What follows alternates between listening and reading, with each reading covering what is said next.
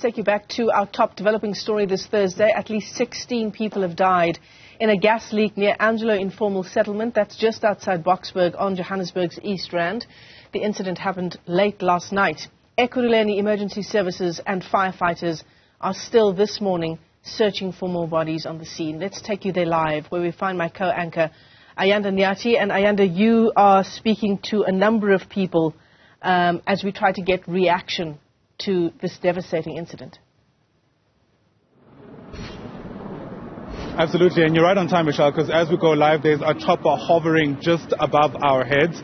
It's come through literally just seconds ago, giving us just a sense of the extent of the response to what's taken place here. It's a bit, much further now than it was just a few moments ago, but just literally, as we were speaking, this chopper arrived, and I suppose it's to get some kind of aerial view as we try map how we're going to necessarily ensure that what has taken place here does not turn into a much bigger disaster than the numbers that are currently confirmed at the moment. This toll still at 16. Some of the bodies we understand still being retrieved, and they're going to be placed into the pathology services truck that's now just behind me. You're right, there are several people here from the city, from provincial government, we understand, and perhaps even from national government at some stage. The MMC for Human Settlements, Masele Madihlaba, is also here with us for a sense of what he knows as we map together what the way forward looks like. MMC, thanks very much indeed for your time. I mean, you know, there's going to be a lot of questions around the human settlements response here, because part of the reason why so many people died in a short time is because the informal settlement itself has people who are in close proximity to each other in the shacks they live in. And I imagine that makes it difficult to even get some of these big trucks inside to provide the kind of assistance they need. Good morning to you and the viewers. No, indeed, we are meeting at the tragic incident of where 16 people have lost their life. The initial impression was that it was 24, but upon arrival last night with the executive mayor, who's not far from me, and the premier and other MMCs, we found that there is illegal mining activities that is taking place. Probably, if you saw the pictures, there is a cylinder that I think opened, and people inhaled that kind of a gas, which I don't know its name, and which I think is very deadly. So as soon as probably you inhale it, and then it makes you to suffocate and not be able to breathe. Of course, issues of human settlement, we are trying to address them as a city. But you know, it's not something that you can resolve overnight, because people, they normally go where there are job opportunities. Even at times when you build houses somewhere, you take them, they still come back, because the reason why they are here is that there are job opportunities closer. Hence the program in the city of reblocking and putting services to this particular informal settlement, instead of moving them, because I think we have resigned from saying we'll finish the informal settlement. It will not be eradicated. So we'll rather put services, water, electricity, and do reblocking. Reblocking simply means you are able to arrange them in a way that emergency services and any kind of services, a car, can be able to go in, collect the waste. If there is a danger like this one, ambulances can go in and etc. It's interesting you say that, MMC, because when we arrived here, many of the cars that are now here weren't around. It was pitch black. We couldn't actually see further than just a stone throw from where we were. And that also spoke to the gaps, quite frankly, that still lie in this community. Poor lighting, the roads aren't great, it's not easy to actually get to the epicenter of where this actually took place. It's the kind of issues that compound tragedies like this, because they make it difficult to respond adequately. Yeah, no, indeed. Hence I said we are addressing the issue. From 2016 to 2021, 44 informal settlements were reblocked. But due to financial constraints, from 2021 to 2026, in the term of office, we are intending to reblock at least at the range of 13 informal settlements and electrify them, because they grow vastly. At the time we were having 121, But I can tell you that the latest statistics that we are having, there are 163. So it's very, very difficult for the city. But working with the province and national, we believe over time we'll not be able to satisfy everybody at the same time. But we are trying. There are programs that we are having to make sure that we make this informal settlement livable. Yeah. How far down your priority list is Angelo informal settlement, especially given this tragedy now? The informal settlement here in Angelo, there is a project that must take place in Germiston called Comet, and then you have Palmora. That's where we are going to build houses. At Comet is close to 4,000 houses, and then Comet close to 6,000 houses. So the beneficiary, even though it's not in their ward, because this is Ward 21, but when we have a mega project, we have a beneficiary ward. So this is one of the beneficiary wards that will benefit from those mega projects. Timelines, I mean, especially because I imagine the people who've lost their families at the heart of this particular informal settlement are going to struggle to continue, just given the devastation of what's taken place. Timelines, we have started with the project. Yesterday, unfortunately before the incident, I was at Comet trying to persuade communities.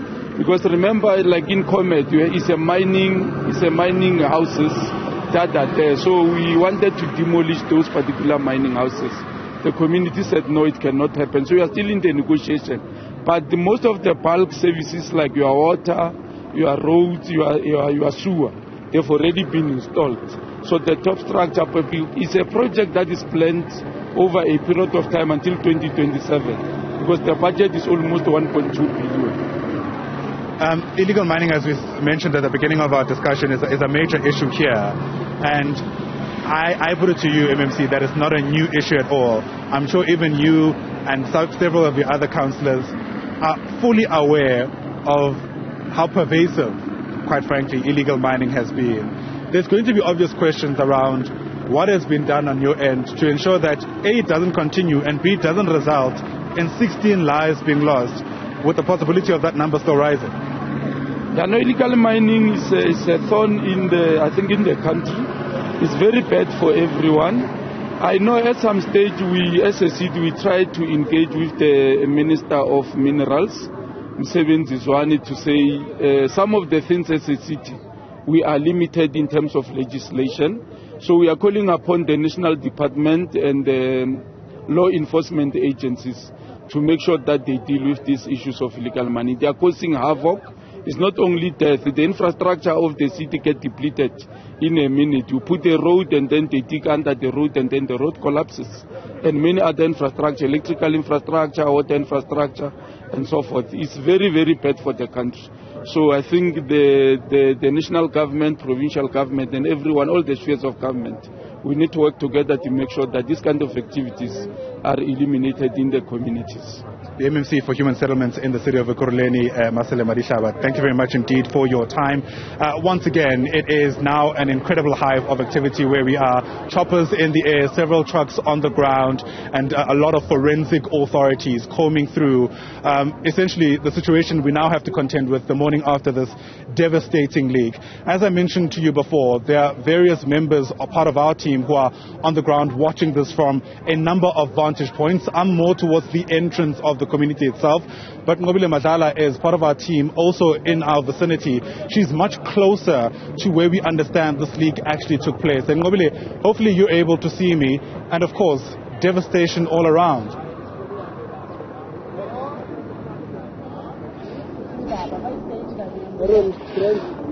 Well, definitely more devastation on the ground. I mean, we've been speaking to some of the people that are here on the ground, and they're still traumatized from what they have seen. So I'm going to bring in a gentleman here who has seen some of the things that happen on the ground. Baba, mongase nje usichazele mhlawumbe ngicela ungehlisela kancane masikhona sokuza.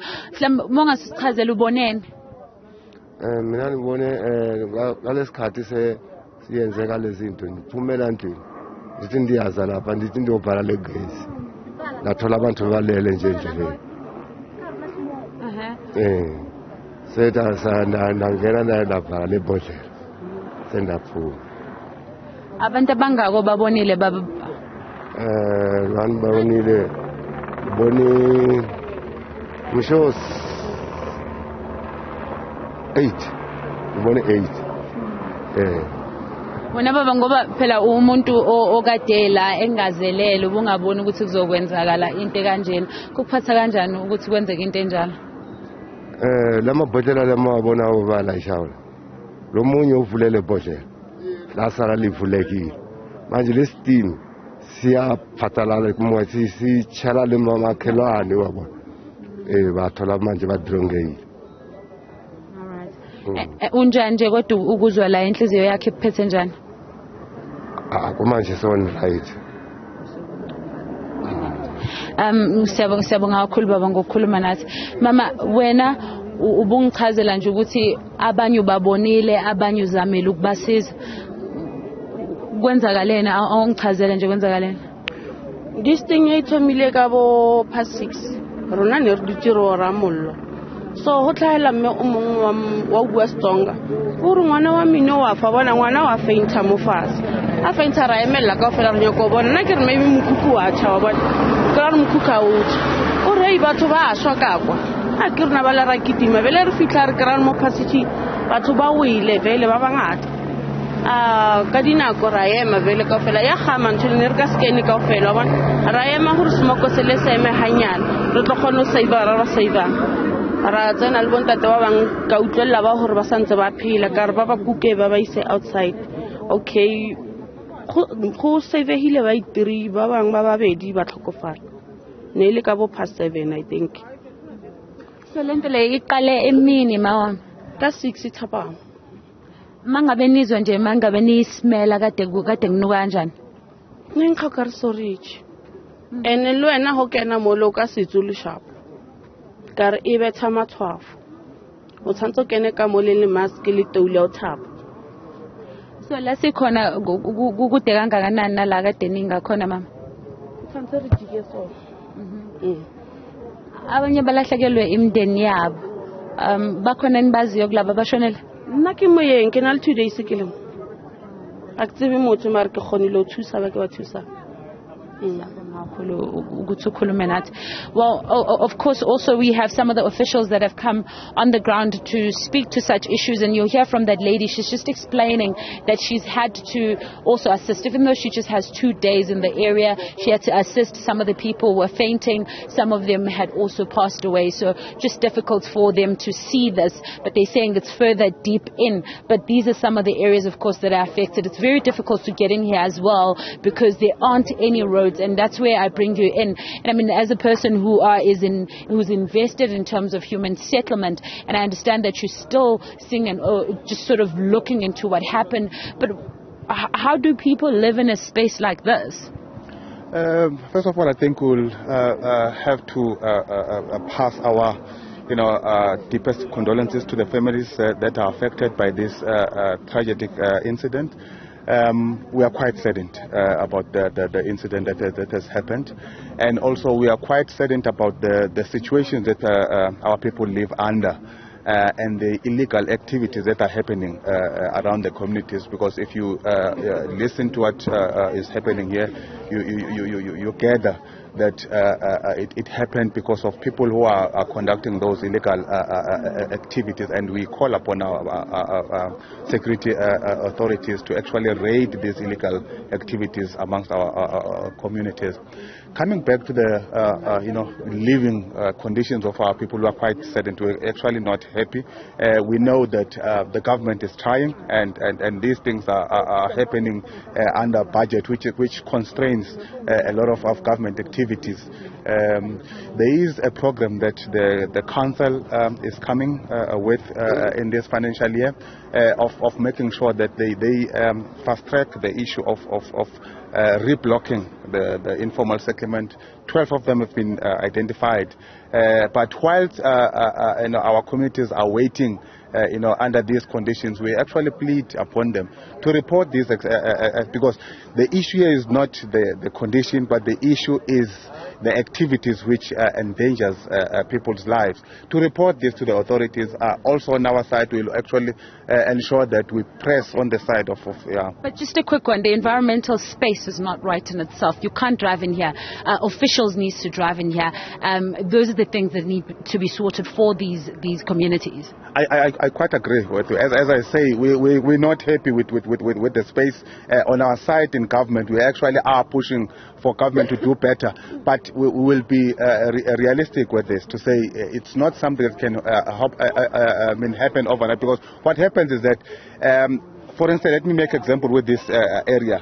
If 1,000 people were to be moved from this area to another settlement, then tomorrow 1,500 of them will be back in the, that's what happens. Yes, that's a situation. But in government, as a person who's the chairperson of the Oversight Committee, Human Settlement Oversight Committee, we are actually putting the department at pressure to make sure that our lives, our people's lives are actually being moved to better areas that deserves their citizenry. All right. Thank you very much for speaking to us. Well, Michelle, as you can hear there on the ground, there is some help that might be on the way, just not now. But the people here are still traumatized with the effect of how bad that situation has been. 8 people so far, we have heard, have passed away. 16. Yeah. That number last night, as you say, Kobile, was 24, but pathology services revising it to 16 people having died. That's 5 women, 8 men, and 3 children as well. 16 others in hospital, and 3 of those people still in a critical condition. Kobile Madala is part of our team on the ground in Boksburg, tracking what is the big developing story for you this Thursday.